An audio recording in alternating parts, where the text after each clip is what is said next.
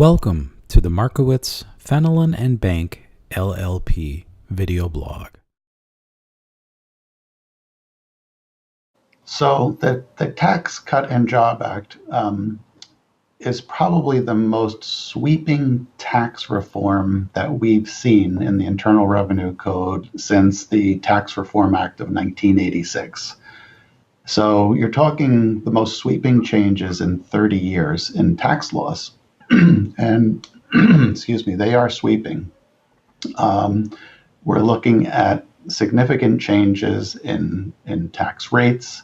The rates have come down, generally speaking. In the past, the top rate for individuals was 39.6%.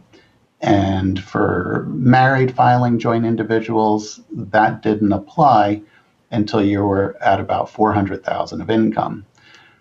So now the top rate is 37%, and it doesn't kick in until 600,000 of income.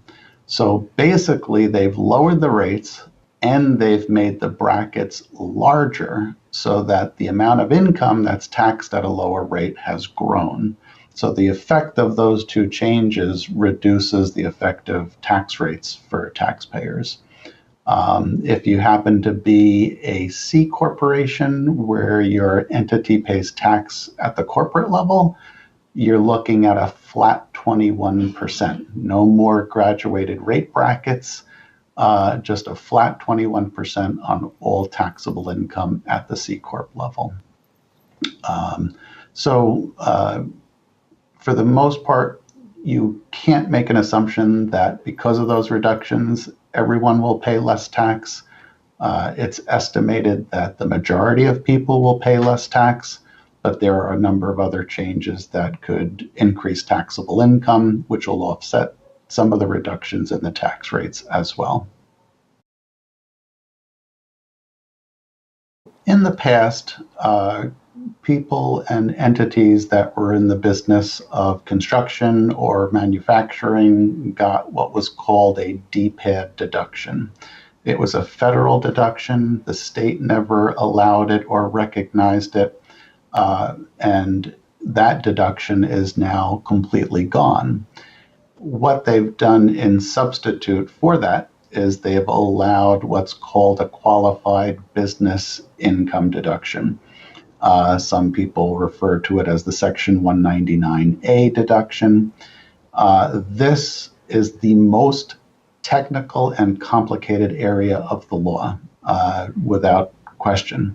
But what it basically does is it allows you to reduce your income by 20% that's subject to tax. And in order to qualify for that, you might have to jump through some hoops.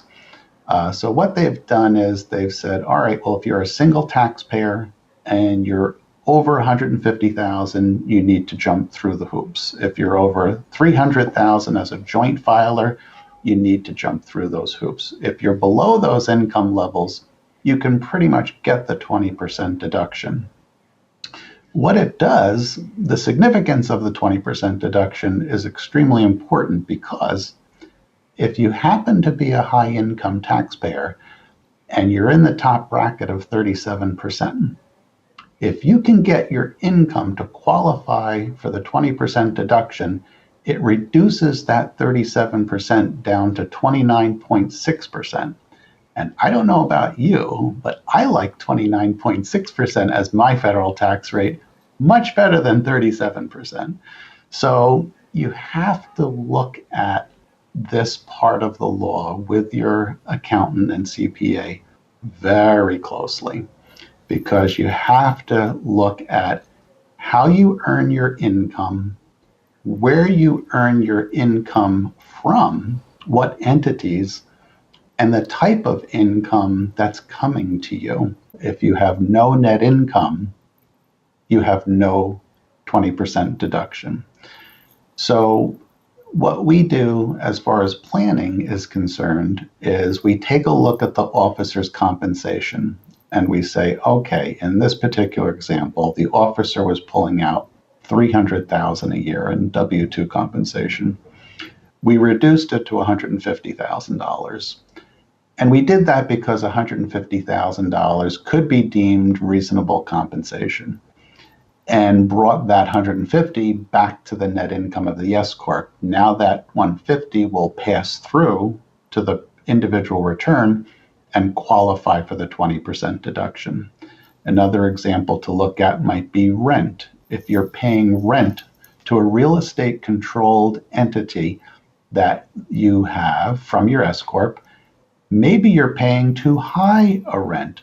Maybe you need to lower that rent, again, in order to bring the net income back to the S corp to qualify for the 20% deduction. You need to make sure that you're not making these adjustments and not basing them on economic reality. So get a rent appraisal so that you make sure you have an argument in case the IRS challenges why you made these changes. You can always say, I have a rent appraisal, here's why I lowered the rent. Here's a reasonable comp number, this is why I lowered it. And in order to qualify to get that 20% deduction.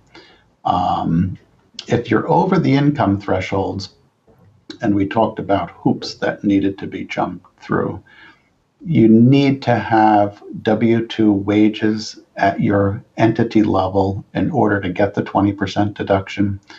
And one of the tests is 50% of those W-2 wages. And then there's some other tests regarding personal property, business equipment that's placed in service and used in the business. It gets very complicated and it's much deeper than we need to get into here, but just know that it's out there. It's a very technical area of the law, and a lot of planning needs to be done in order to qualify for this deduction. The 20% business deduction will not be recognized by the states, in particular New York will not recognize it. So New York is decoupled in this regard. You can take the 20% deduction whether you itemize your deductions or not. It's after adjusted gross income, it's after taxable income, and you can still get that deduction. But again, you need to make sure that what you're doing will allow you to qualify for that deduction. Not everybody will get it automatically. A lot of planning needs to be done in order to get it. And you need to take a fresh look again at your choice of entity, how you earn your income and what form of income you earn, and make sure that you can get that deduction, because again, it's reducing your top tax rate by 20%, basically. If you are in the construction industry, or if you're in the real estate industry, meaning commercial income producing properties, residential income producing properties, you need to talk to your CPA because the planning is extremely important. You have to take a fresh look at how you earn your income, where you earn it from, in order to qualify for the 20% business deduction. Timing-wise, this law applies in 2018 for your 2018 tax return. Even though we're now in 2019, the window for planning is still open. You can still do some planning. Some of the window is closed on other types of planning, but it's never too late to take a look at your individual situation and how it relates to the new tax law. I can't overemphasize enough that accountants and CPAs cannot apply a blanket conclusion to every one of their clients. Each client needs to be looked at individually in regard to this new law because it is so sweeping in terms of the change. Thank you for watching. If you enjoyed this video, we invite you to subscribe to our YouTube channel.